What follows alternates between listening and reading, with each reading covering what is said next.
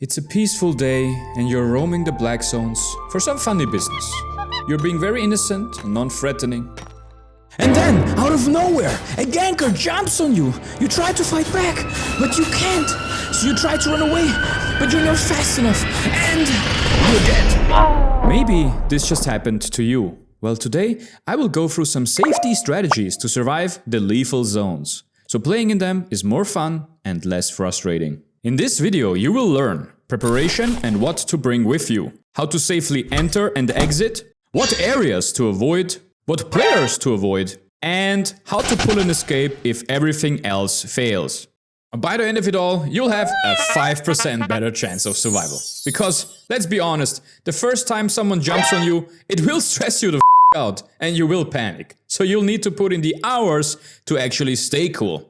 But this video will give you a clear guide on what to improve on if you want to stop dying and start having fun. Step 1. Become insanely paranoid. No, actually. Because how I play the game is I go in there and I assume the worst in everyone. And then someone invites me to their party. Against my better judgment, I still accept it. And then we start clearing a camp together, and then 1 minute later they throw me out of the party and backstab me and kill me. So feel free to have the same learning curve, or you can just trust me not to trust anyone in the black zone.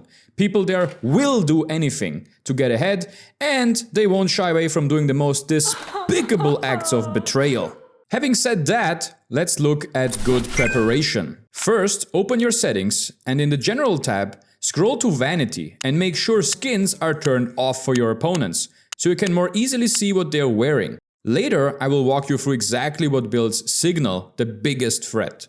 Then, in Controls General, enable double press to attack. This helps you not to accidentally be in combat, which you will see is super important. And in the Social tab, click Auto Deny all of the invitations. Do not trust anyone in full loot zones. Don't get tempted by a random party invite thinking they might just be friendly. Now, let's pick out what to take to stay safe. First, mounts. Do not take a slow and tanky mount like the Ox. Gankers have a lot of players and they're all on very fast mounts. You want to be able to outrun them, and speed is the most important stat on a mount in a lethal zone. As a beginner on a limited budget, your two best options are the Stag or the Tier 5 horse.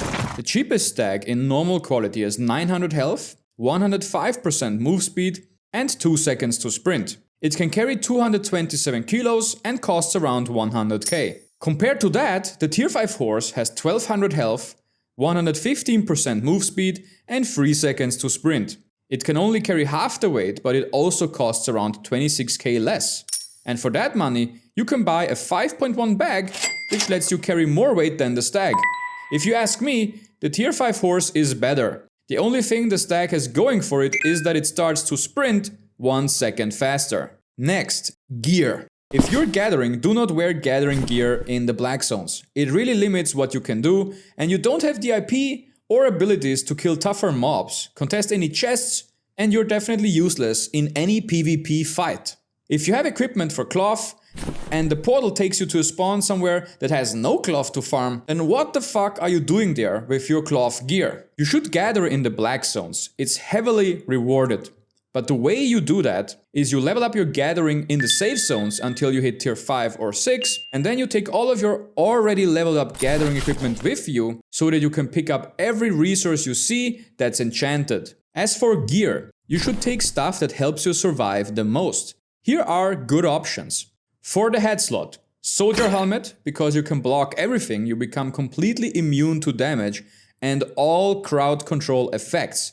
This is insanely good if your goal is to stay alive. Your second option is guardian helmet, which helps you mount back up. Normally when you're trying to mount up, there is a channel, and if you take any damage, your mount is interrupted. But if you press emergency shield, now you have a big shield, and even if they attack you, you don't take damage. So it will not interrupt you getting on your horse. For the chest piece, the best choice is Assassin's Armor. Ambush lets you go invisible for 7 seconds, so you can pull a sneaky ninja escape. If you want to play cloth, then go for a Cleric Robe.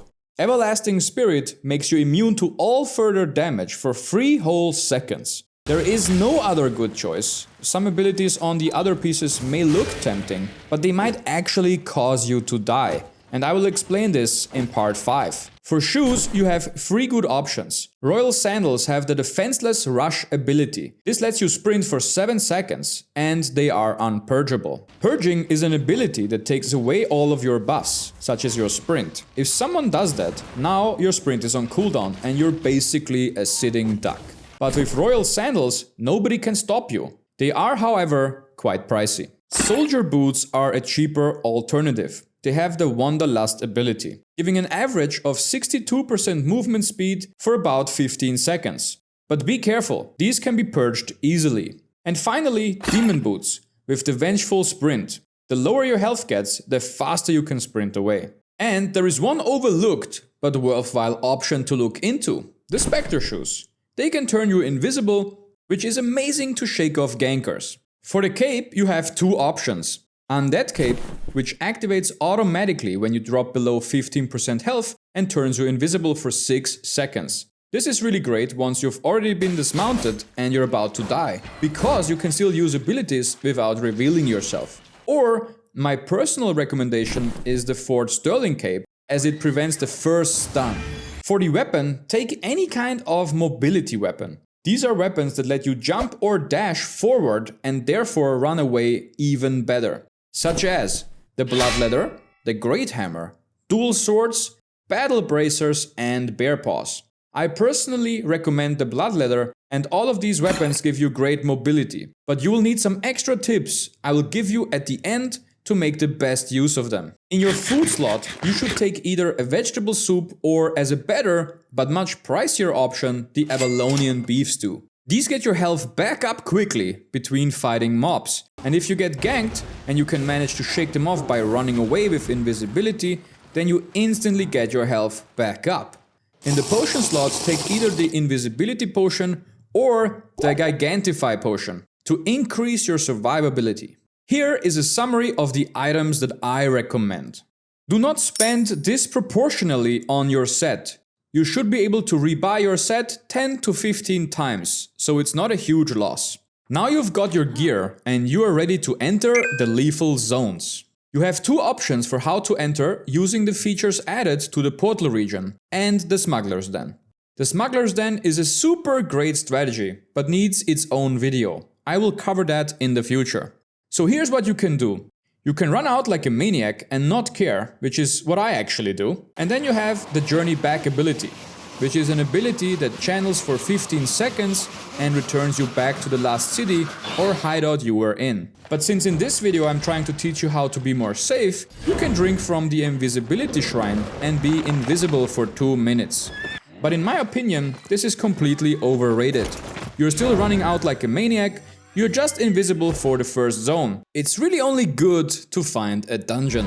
And the third option, save portals. It's this symbol in your portal town and it will teleport you to a random place within a specified range. Everybody who uses a save portal gets their own, so nobody else can enter yours. You can use it once to travel back within 90 minutes, so you can do whatever your heart desires and then come back, and it's an amazing escape tool. Because normally, to port you have to channel, but here you can click it and instantly go through, even while you're on your horse. Make sure you're always scared, like a squirrel on meth. Be hectic and open your map every 2 seconds to check and see where your save portal is, or the nearest opportunity to change zones, giving you the spawn buff. That way you will know exactly in which direction you can frantically panic into when someone jumps and attacks you. Now let's talk about what areas to avoid. First, solo encampments. They are open world areas where you can kill mobs and PvP is automatically allowed inside of them. They look like this on the map.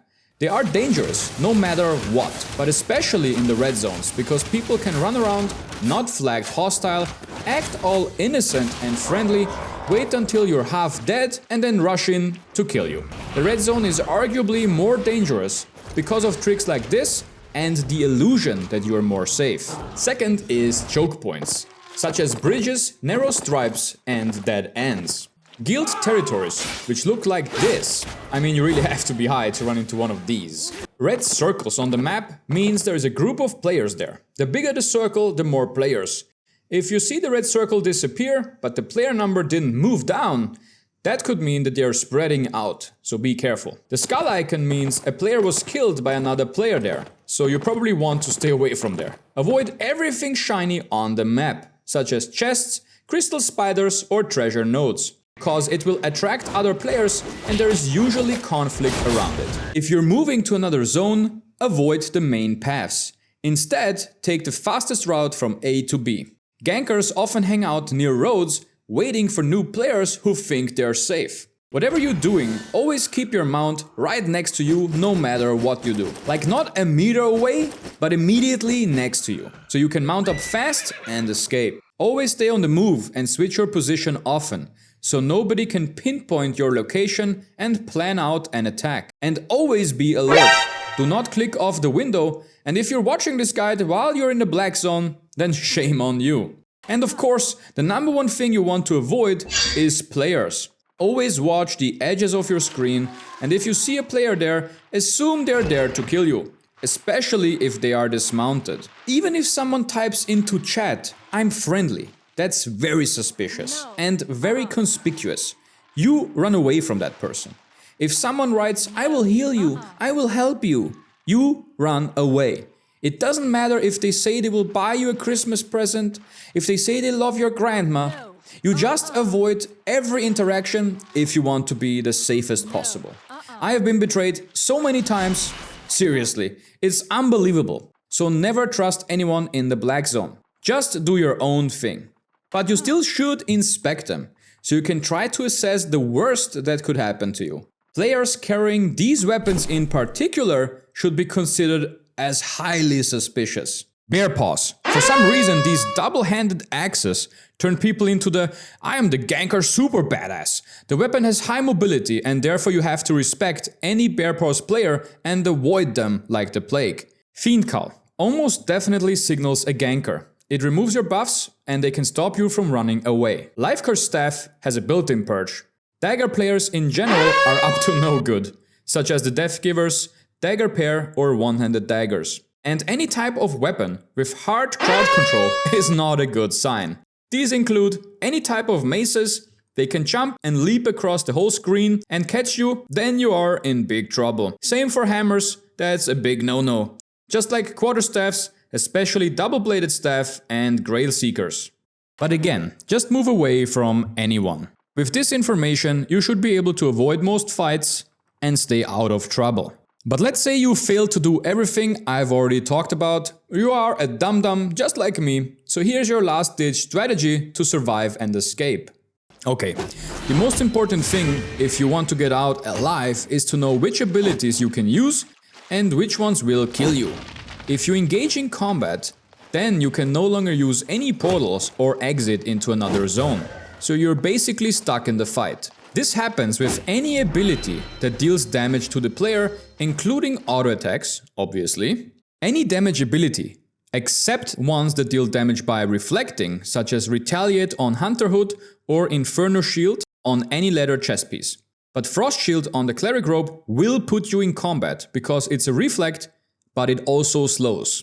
And any crowd control abilities put you in combat, including stuns, roots, slows and knockbacks. So you need to be really strategic and use all of your abilities with a brain. If you're near a portal, don't damage your enemy, because if you hit him, you can no longer change zones. If you're not close to any exit, then use whatever ability you want. It's fine if you get into combat, go invisible, get away. After 20 seconds you will be out of combat and now you can use the portals and exits. Some advice on dealing with purges. Don't panic and press everything at the same time, because if your enemy purges you, then all of your buffs will be gone.